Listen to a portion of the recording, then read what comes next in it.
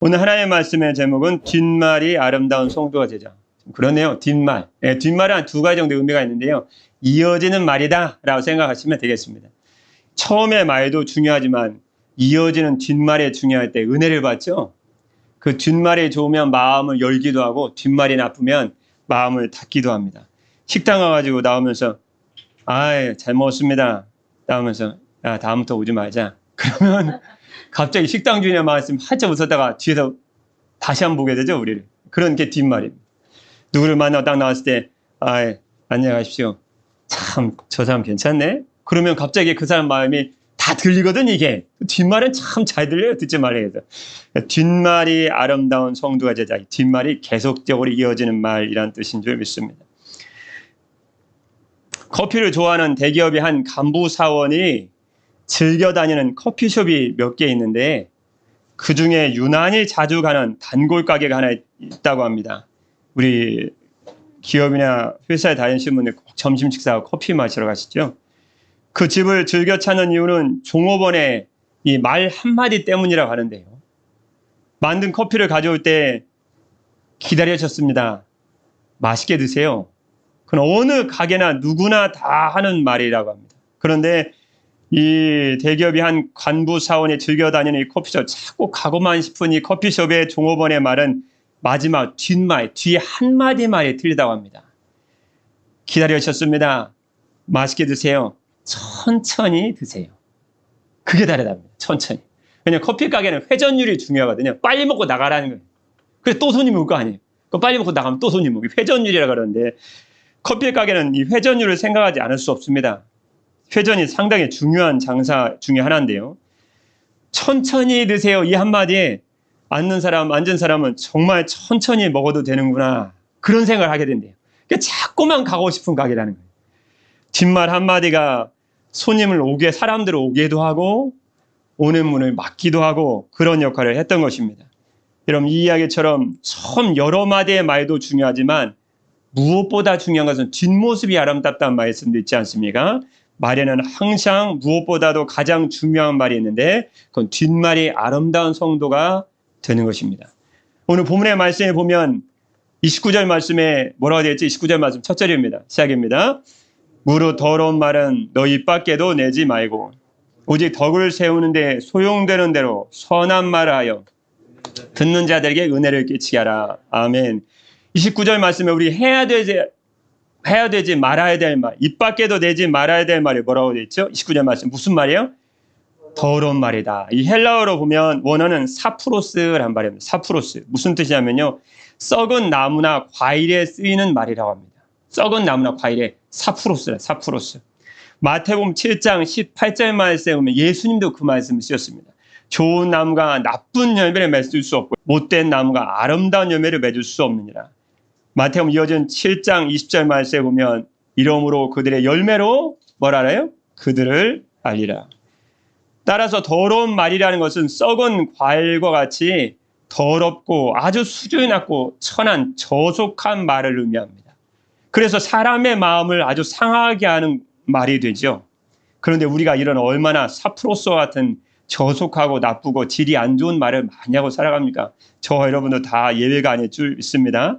그러면 뒷말이 아름다운 성도가 되어야 대한 첫 번째 말씀 무엇일까요? 첫 번째 말씀은 우리가 한 선한 말은 그 말씀은 다른 사람에게 우리가 한 선한 말은 다른 사람에게 뭘 줘요? 유익을 준다. 그게 첫 번째 말씀입니다. 29절 말씀에 보니까요. 무릇 더러운 말은 너 입 밖에도 내지 말고 오직 덕을 세우는데 소용되는 대로 선한 말을 하여 듣는 자들에게 은혜를 끼치라. 알 것도 같으면서 모를 것도 같은 그런 말씀 29절 말씀인데요. 현대인의 번역을 보면 아주 간단하게 아주 쉽게 번역을 아주 잘 해놨습니다. 그래서 현대인의 성경으로 29절 말씀을 쉽게 이해할 수 있도록 다시 한번 읽어드리도록 하겠습니다. 더러운 말은 입 밖에도 내지 말고 무슨 말씀을 해야 되지? 무슨 말을 해야 될까요?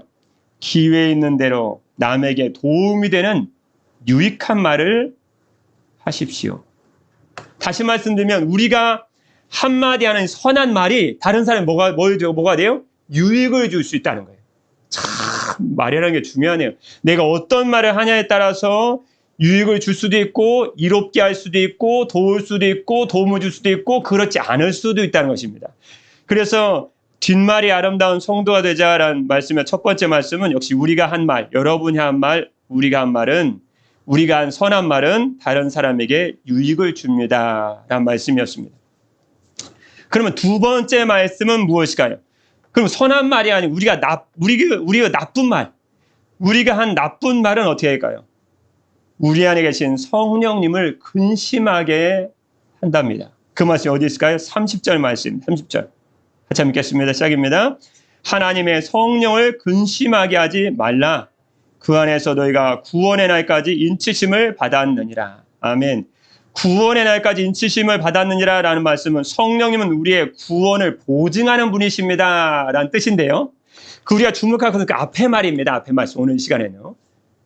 하나님의 성령을 근심하게 하지 마라. 다시 말씀드리면 우리가 나쁜 말하고 상대방에 상처 주는 말하고 뒷말이 안 좋은 말하면 누가 근심해요?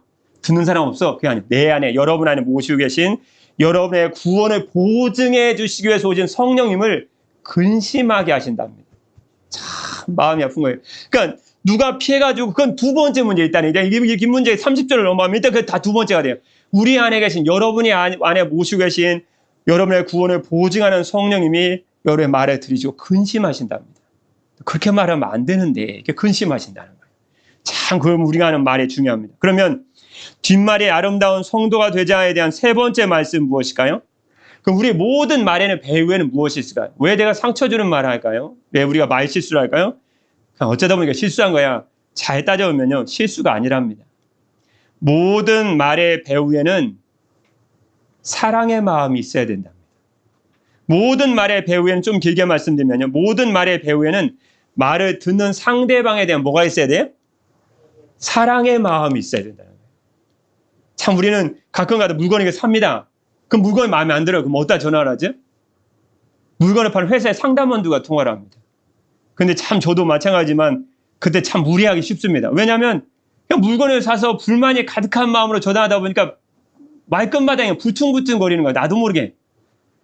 잘 전화를 끊고 생각해보면 내 말에 무엇이 부족한지를 알 수 있어요. 말의 방법이요? 말의 어투? 말의 수단? 다음에 이렇게 말해야지. 그 다음에 또 전화하면 그게 안 되거든요. 여전히 불퉁거리고 상처 주는 말하고 나도 모르게 그냥 확 끊어버립니다.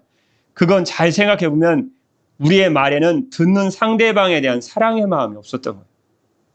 그걸 깨달았어요. 저는 방법인 줄 알았어요.